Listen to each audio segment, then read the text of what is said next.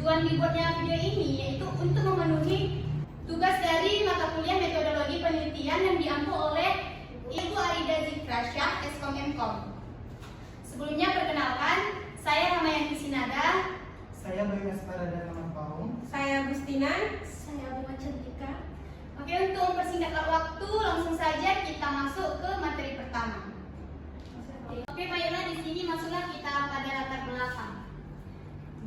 Zakat ini merupakan bantuan bagi masyarakat yang membutuhkan sehingga penyalurannya harus tepat sasaran.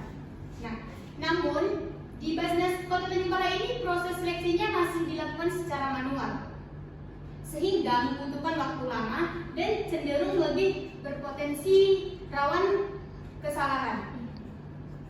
Nah, maka dari itu penelitian ini membangun sistem pendukung keputusan menggunakan metode SMART. Tujuannya supaya proses seleksi ini menjadi lebih cepat, objektif, dan akurat.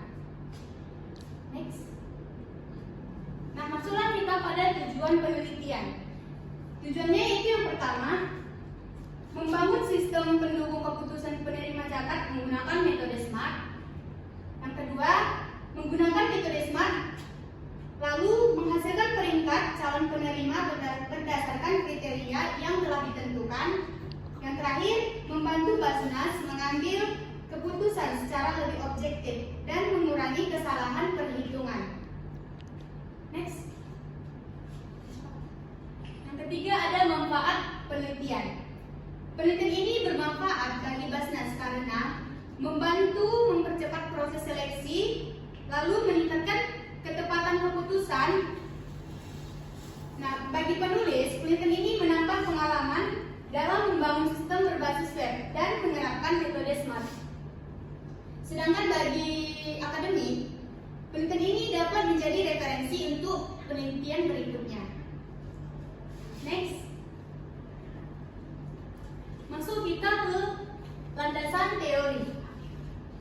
Penelitian ini menggunakan konsep sistem pendukung keputusan, yaitu sistem yang membantu proses pengambilan keputusan. Metode yang digunakan adalah metode SMART, yaitu metode pengambilan keputusan multi kriteria dengan memberikan bobot pada setiap kriteria. Tahapannya meliputi penentuan kriteria, pemberian bobot, perhitungan nilai, hingga menghasilkan peringkat calon penerima zakat. Nah, lanjut.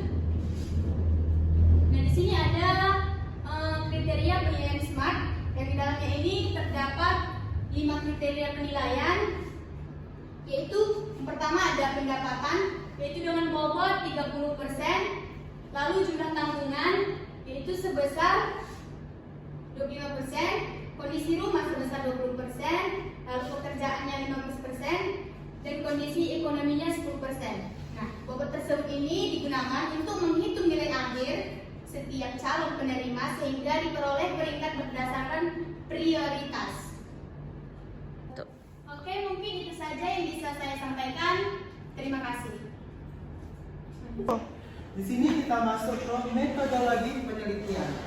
Penelitian ini menerapkan sistem pendukung keputusan atau SPK dengan metode SMART yang berfungsi membantu pihak Basnas dalam menentukan calon penerima zakat secara lebih objektif dan tepat sasaran. Nah, untuk memperoleh data, penelitian ini kami menggunakan 3 teknik pengumpulan data. Yang pertama, observasi, yaitu mengamati secara langsung proses penentuan penerima zakat di Basnas Kota Tanjung Balai. Yang kedua, wawancara dengan pihak Basnas untuk memperoleh informasi mengenai proses seleksi dan kriteria yang digunakan. Nah, yang ketiga, studi literatur dengan mempelajari buku, jurnal, dan referensi yang berkaitan dengan sistem pendukung keputusan dan metode SMART. Nah, penelitian ini dilaksanakan di kantor Basnas Kota Tanjung Balai selama periode Maret hingga Juni 2026. Setelah data diperoleh, data diolah menggunakan metode SMART melalui tahapan menentukan kriteria, memberikan bobot, melakukan normalisasi bobot, menghitung nilai utilitas, menghitung nilai akhir, dan melakukan calon menerima zakat yang paling layak menerima bantuan. Ini yang bisa saya jelaskan, akan dilanjutkan oleh teman saya. Oke, selanjutnya kita akan masuk ke tahap alur metode SMART. Alur metode SMART ini dimulai dengan proses yaitu menginputkan data calon penerima zakat, dan setelah itu kita akan melakukan pemeriksaan datanya. Sudah lengkap atau belum? Jika belum, maka kita akan melakukan perbaikan data. Dan jika sudah, kita akan melanjutkan memasukkan kriteria beserta bobot penilaiannya. Setelah itu dilakukan normalisasi bobot agar setiap kriteria memiliki nilai yang sesuai. Terus menghitung nilai utility calon penerima zakatnya masing-masing, kemudian menghitung nilai akhirnya. Dari hasil nilai akhir, maka sistem akan otomatis melakukan perankingan, yaitu mendapatkan urutan calon penerima zakat yang paling layak. Dan yang terakhir adalah hasil ditampilkan sehingga prosesnya selesai. Selanjutnya, di sini kita akan masuk ke perancangan sistem ya. Yang pertama ada gambar halaman login. Jadi di sini pengguna harus login dulu, menginputkan username dan passwordnya agar bisa masuk ke sistem. Selanjutnya ada gambar halaman dashboard, yang mana setelah login berhasil, maka sistem akan otomatis menampilkan halaman dashboard yang berfungsi untuk menampilkan informasi utama pada sistem. Di sini seperti grafik data dan jumlah datanya. Jadi pengguna dapat melihat tampilan gambaran datanya.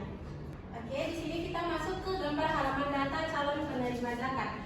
Gunanya halaman ini untuk mengelola data calon penerima zakat. Admin bisa melakukan CRUD seperti menambah data, mengedit, menghapus, bahkan mencari data yang mereka perlukan sesuai dengan kebutuhan.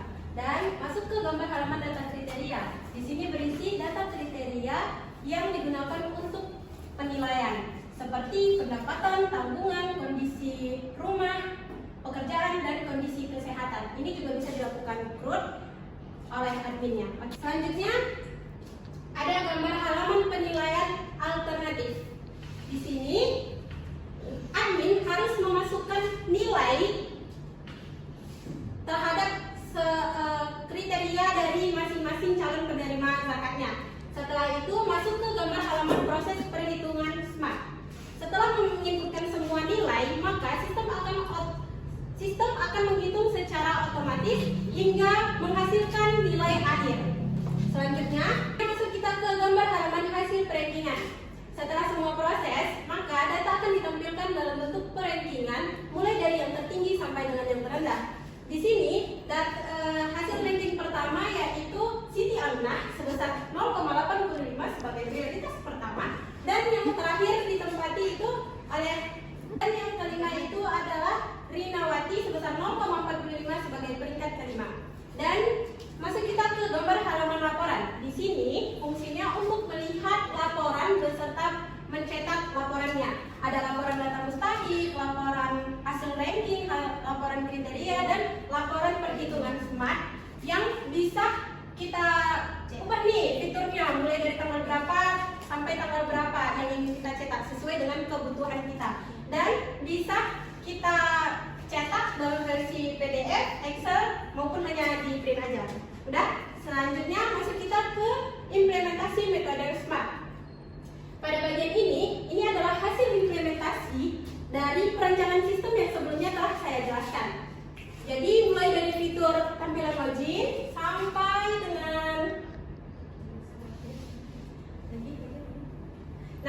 sampai dengan tampilan laporan ini semuanya sudah berbentuk menjadi aplikasi jadi dan bisa digunakan sesuai dengan fungsinya. Jadi ini sangat memudahkan. Yang pertamanya tadi manual, dan ini sudah menjadi sistem, sangat membantu dalam kantor Basnas Kota Tanjung Balai. Oke, segitu saja yang bisa saya sampaikan. Selanjutnya akan dibawakan oleh rekan saya. Setelah kita ke hasil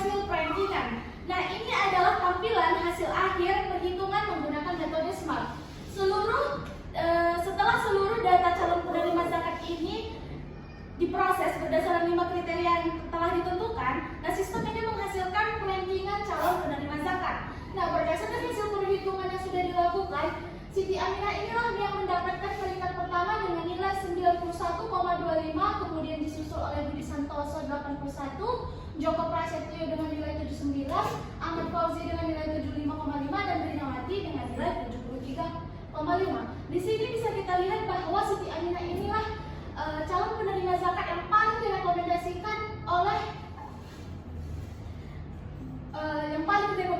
dari hasil perhitungan menggunakan metode SMART. Oke, kita lanjut.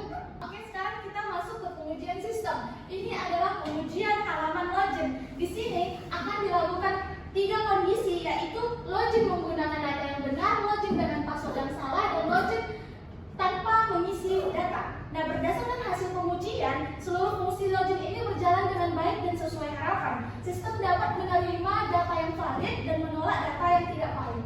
Oke, lanjut. Nah, sekarang masuk kita ke pengujian data calon penerima zakat.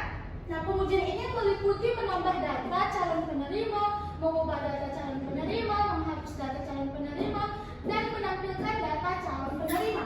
Hasil pengujian yang ini menunjukkan seluruh fungsi ini berjalan dengan baik, sehingga data calon penerima zakat ini dikelola dengan benar oleh admin. Oke, kita lanjut. Ini adalah pengujian data kriteria. Nah, pengujian ini dilakukan terhadap fungsi menambah kriteria, mengubah kriteria, menghapus kriteria, dan menampilkan data kriteria.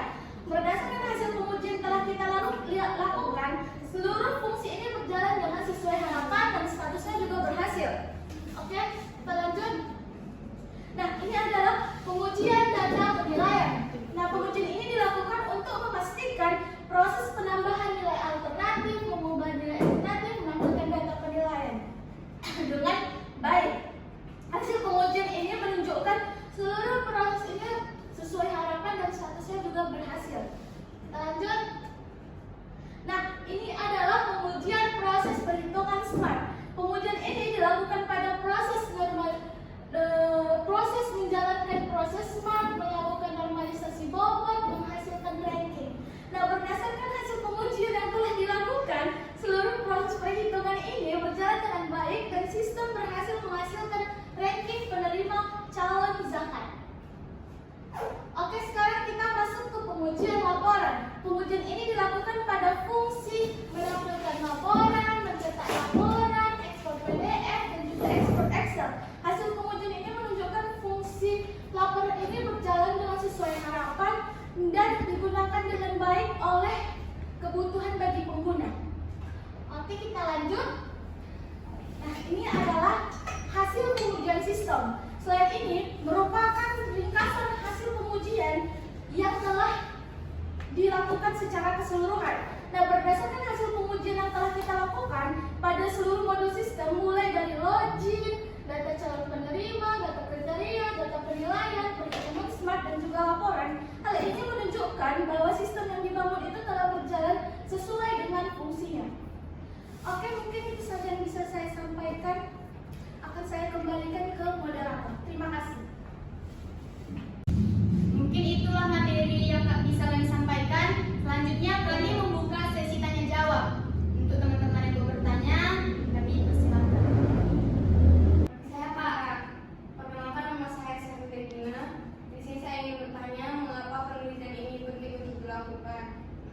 Saya mau bertanya, perkenalkan nama saya Sadira Idris. Saya ingin bertanya, kenapa kelompok kalian ini lebih memilih metode SMART dibandingkan dengan metode yang lainnya seperti Kopras, Maut, Mora, dan lain-lain. PP dan lain-lain. Oh iya, Kak. Oke, Kak Dewi. Baik, perkenalkan saya Dewi Kurni ingin bertanya, apa permasalahan utama yang terdekat di dalam gas-gas dan juga lain? Oke, makasih Kak Dewi. Oke, saya di sini akan menjawab pertanyaan dari Dewi. Pertanyaannya itu, apa permasalahan utama yang ditemukan di kantor basis ini? Jadi, jawabannya, permasalahan utama itu adalah proses seleksinya masih dilakukan secara manual. Seperti saya sebutkan tadi, data calon penerimanya harus diperiksa satu persatu berdasarkan beberapa kriteria, sehingga prosesnya cukup lama dan kurang efisien. Selain itu, belum adanya sistem yang membantu proses perhitungan membuat penilaian berpotensi kurang konsisten. Oleh karena itu, kami membangun sistem ini supaya seleksinya menjadi lebih mudah, terstruktur, dan menghasilkan keputusan yang lebih akurat lagi. Gimana, Dewi? Pas. Terima kasih. Baiklah, saya akan menjawab pertanyaan dari Kak Seren.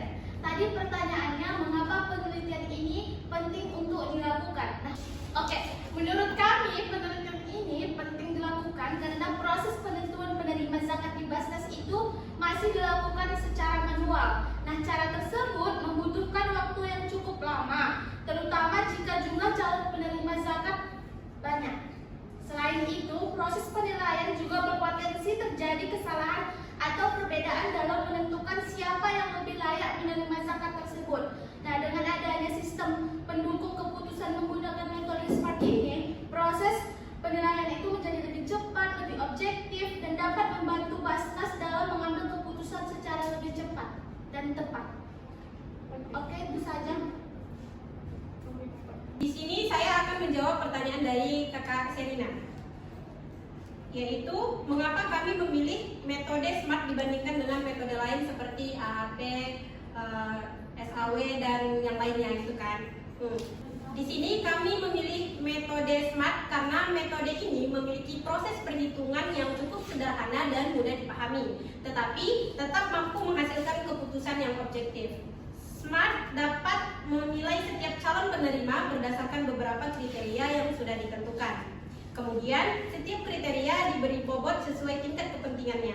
Dari bobot tersebut akan dihitung nilai akhir sehingga diperoleh urutan calon penerima zakat yang paling layak.